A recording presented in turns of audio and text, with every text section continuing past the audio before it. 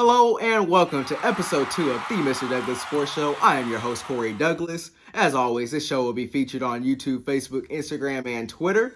As always, don't forget to like and subscribe on YouTube and give me a follow on Instagram and Twitter at TheMrDouglass. Alright, so this is part 2 of my 3-part series where I'm going over my 3 favorite sports teams and things I want to see them accomplish in the 2020 calendar season. Alright, so for the Rangers, they went 78-84 in the 2019 season. They missed the playoffs for the third consecutive season under first-year manager Chris Woodward. So that left a lot of questions heading into the offseason.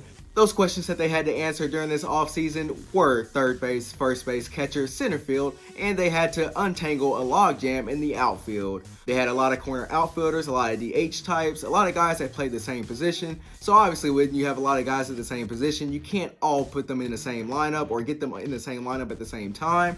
Those issues have been addressed to some degree during this offseason. They traded Nomar Mazara to the White Sox for prospect Steele Walker. They signed starting pitchers Kyle Gibson and Jordan Lyles to fill out the rotation. And they also made a trade for ace Corey Kluber. They traded Delino DeShields and flamethrower Emmanuel Clase to the Cleveland Indians for Kluber. Kluber is a former Cy Young winner. He won in 2014 and 2017. However, he is coming off a season where he fractured his forearm and missed the majority of the 2019 season. So there is questions to be remained, but if he comes back healthy, that gives them a solid rotation starting with Corey Kluber, Mike Minor, Lance Lynn, Jordan Lyles, and Kyle Gibson. Alright, so we'll just go ahead and dive into my 2020 wish list. Number 1 on that wish list is Nolan Arenado. That's the superstar third baseman from the Colorado Rockies. The Rockies are rumored to be looking to trade him. There's apparently a 50-50 chance that he does get traded. There's a lot of reasons why that I want Nolan Arenado on this team. First of all, he's arguably the best third baseman in the league. He's won a Gold Glove every year he's been in the league, and he's won a platinum Gold Glove or a platinum glove 3 times in so far in his career. Arenado is entering the second year of a 8-year, $260 million deal that he signed before last season started. If he didn't sign that contract, he would have been a free agent this offseason, and the Rangers were rumored to be interested in him. They were supposed to throw the entire bag at him this offseason, but obviously he signed the extension, so that went by the wayside. Now the Rockies are, like I said, they're reportedly open to trading him. Now there is 3 questions that come along with trying to acquire Nolan Arenado. Number 1 is his contract. Are you willing to eat all that contract? Like I said, he's entering the second year of an 8-year, $260 million deal. For me, personally, I am all for it. I think this ownership group for the Rangers has been categorized as cheap. And I think entering into a new ballpark, you can't really have owners that are cheap. So I think this would kind of kill that narrative. I also think the second question is, are you willing to trade the prospects that it's going to take to trade for a talent like Nolan Arenado? And to me personally, this comes down to, how's your development staff?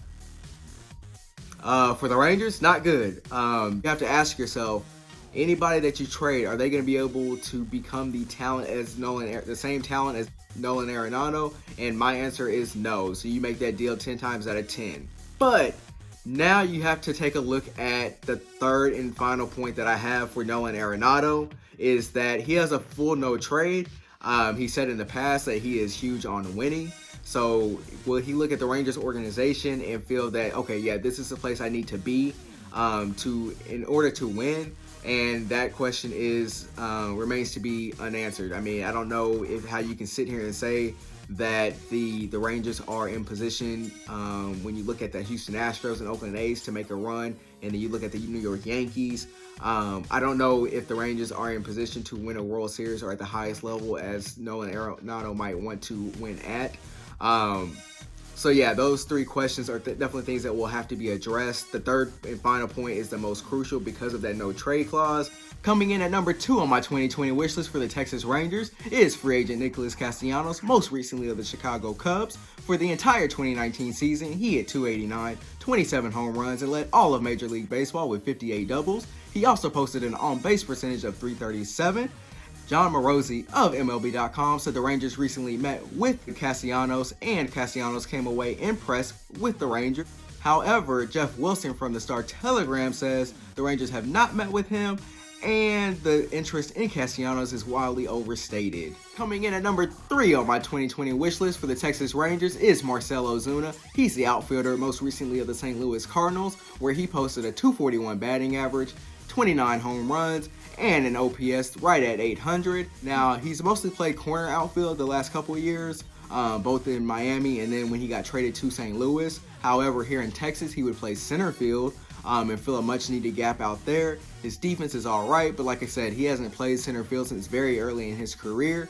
I think he's capable of making that adjustment back to center field. He's a guy that brings some much needed pop to this lineup, and he's still only 29 years old. I imagine a contract will be somewhere in the 6 to 8 year range. So that concludes my 2020 wish list for the Texas Rangers. Again, that is number 1, Nolan Arenado, number 2, Nicholas Castellanos, and number 3, Marcell Ozuna.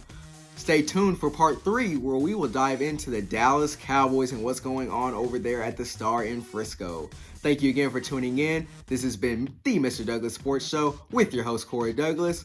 Salute.